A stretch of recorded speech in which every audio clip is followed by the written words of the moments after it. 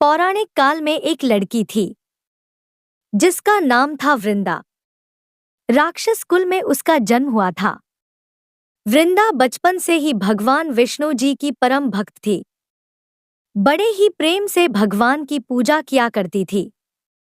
जब वह बड़ी हुई तो उसका विवाह राक्षस कुल में दानव राज जलंधर से हो गया। जलंधर समुद्र से उत्पन्न हुआ था।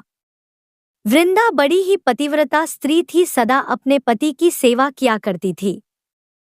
एक बार देवताओं और दानवों में युद्ध हुआ। जब जलंधर युद्ध पर जाने लगे तो वृंदा ने कहा, स्वामी आप युद्ध पर जा रहे हैं, आप जब तक युद्ध में रहेंगे मैं पूजा में बैठकर आपकी जीत के लिए अनुष्ठान करूंगी, और जब तक आप वापस नहीं आ जाते मैं अपना संकल्प नहीं छोड़ूंगी। जलंधर तो युद्ध में चले गए और वृंदा व्रत का संकल्प लेकर पूजा में बैठ गई। उनके व्रत के प्रभाव से देवता भी जलंधर को जीत ना सके। सारे देवता जब हारने लगे तो भगवान विष्णु जी के पास गए। सबने भगवान से प्रार्थना की तो भगवान कहने लगे कि वृंदा मेरी परम भक्त है, मैं उसके साथ छल नहीं कर सकता। पर देवता बोले, भगवान दूसरा कोई उपाय भी तो नहीं है, अब आप ही हमारी मदद कर सकते हैं। भगवान ने जलंधर का रूप रखा और वृंदा के महल में पहुंच गए। जैसे ही वृंदा ने अपने पति को देखा वे तुरंत पूजा में से उठ गई और उनके चरण छू लिए। जैसे ही वृंदा का संकल्प टूटा, युद्ध में देवताओं ने जलंधर को मार दिया और उसका सिर काटकर अलग कर दिया।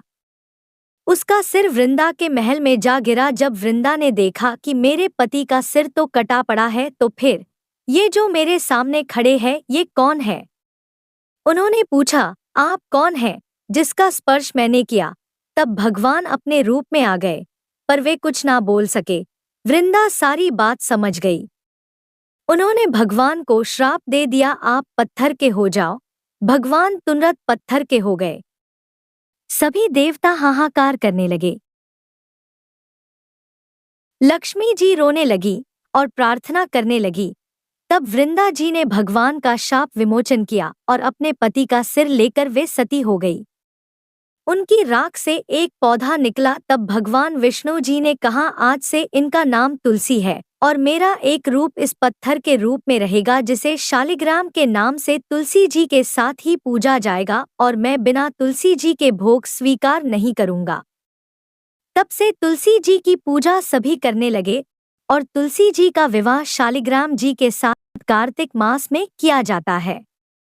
देवउठनी एकादशी के दिन इसे तुलसी विवाह के रूप में भी मनाया जाता है।